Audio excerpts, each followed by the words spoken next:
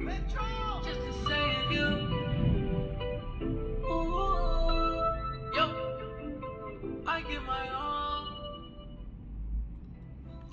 Just to save you. Hola a todos, bienvenidos a Postmortem, un podcast dedicado a analizar el lugar que tiene en la sociedad lo que también se conoce como conductas maladaptativas o esas acciones que por lo general se consideran como anormales.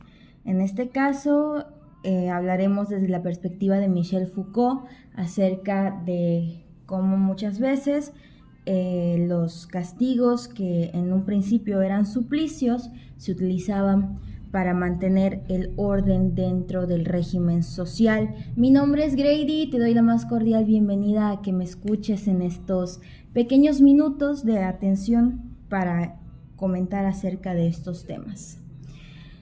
Es importante comenzar hablando sobre un factor muy importante que destaca el autor que mencioné al principio, el cual era el terror o el miedo.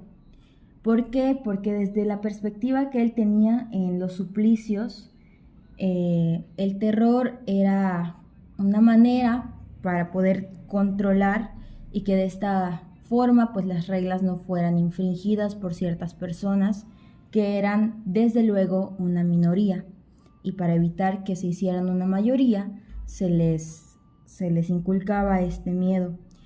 De principio comenzaron siendo suplicios, es decir, especies de torturas, agresiones, un castigo físico que involucraba el dolor y se hacía de la manera más déspota y desgarradora que se pudiera.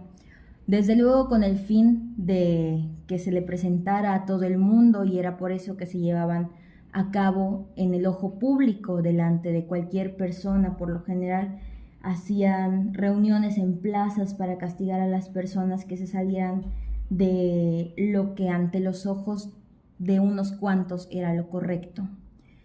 Y de esta forma advertir que si llegaras a hacer algo similar a eso, tú serías el siguiente que estuviera ocupando el lugar de ser protagonista de esta clase de castigos. Lo cual nos lleva a pensar que en realidad las reglas no son únicamente como un parámetro, en realidad son más bien una especie de constantes que se establecen para mantener un control, pero un control que está basado en el miedo, en el terror, en un castigo que viene a ser un arma de doble filo, porque se disfraza de un bien, pero en realidad no tiene menos culpa que la que ejerce un mal. Los suplicios, al ser demasiado impactantes o crueles con la humanidad, fueron desapareciendo en el siglo XIX, y entonces se cambia a una perspectiva de pena más centrada en la pérdida de un bien o en lo que se puede llevar a algo más mental, emocional, y entonces empiezan a desarrollarse cárceles, empiezan a desarrollarse juicios, empiezan a desarrollarse una serie de castigos que siguen siendo dolorosos, pero ya no a un nivel físico. Pero hay algo que no se puede perder de vista o que no se puede dejar de lado: el hecho de que no dejaban de ser acciones o no dejaban de ser estipulaciones que causaban miedo. El miedo en realidad, desde lo que Michel Foucault relata en los primeros 2 capítulos de su libro, es la parte central para poder establecer el orden.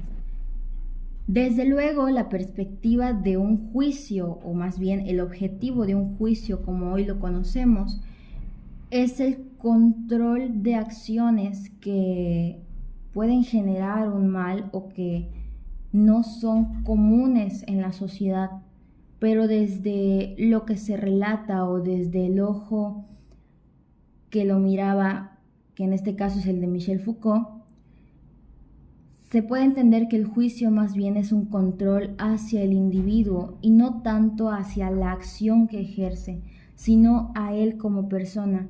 Es por eso que aunque ya no recibe un dolor físico o una humillación física no deja de ser un acto doloroso que impacta de manera significativa sus acciones. En lo que respecta a los castigos que se basaban en el alma, está la parte de las cárceles. Él relata cómo muchas veces en estos lugares pues se tiene que pasar mucha soledad o momentos de desesperación, estás privado de tu libertad, no puedes hacer muchas cosas. Pero en realidad el procedimiento o el proceso que llevó que estés en ese sitio es para controlarte a ti como persona y no tanto a los actos que llevaste a cabo.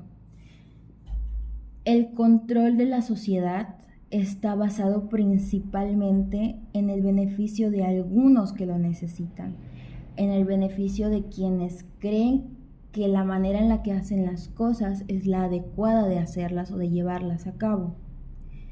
El miedo entonces es lo que sostiene realmente que el control pueda ser llevado a cabo, puesto que de esta forma las personas no es que tengan miedo realmente de hacerlo, lo que les da miedo son las consecuencias a poder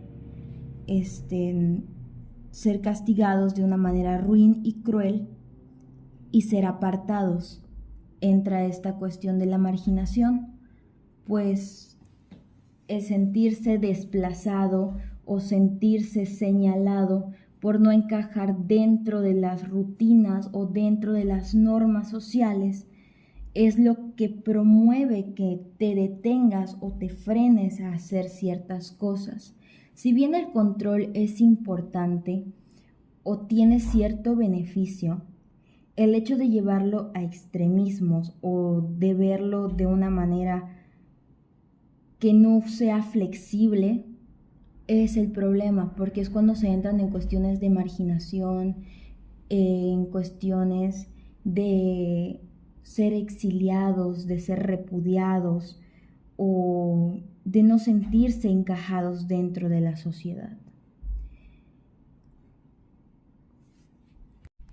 Es por eso que a veces lo más beneficioso es seguir la opción más sencilla que te da la sociedad, de estar con ella y no en contra de ella.